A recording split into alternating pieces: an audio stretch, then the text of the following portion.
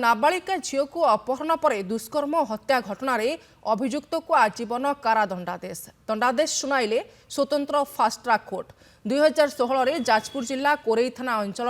17 वर्षीय गर्भवती नाबालिका झील को अपहरण पर दुष्कर्म कर हत्या करथिला अभियुक्त नवकिशोर माछी एने पीड़िता परिवार पक्षर थाना लिखित अभियोग करा अभियोग को भित्ति कर पुलिस बहु खोजाखोजी पर अभियुक्त को गिरफ्त कर कोर्ट चालाण करथिला। आज मामलार शुणाणी करिसेंती स्वतंत्र फास्ट ट्रैक कोर्ट 40 जनक साक्ष्य प्रमाण को भित्ति कर अभियुक्त नवकिशोर को आजीवन कारादंडादेश सह 10,000 टंका जोरिमाना शुणाई। एसहित अनादेय 6 मास अधिक कारादंडादेश पर निर्देश देइछंती स्वतंत्र fast track court विचारपति Vijay Kumar जेना।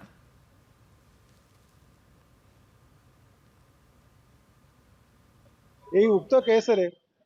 40 जन साक्षी प्रदान करछंती 40 जन साक्षी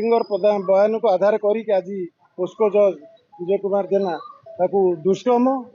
आउ हत्या अभियोग आजीवन कारादंड दंडित कले 10,000 टंका जोरिमाना कले अनादेय 6 मास ताकू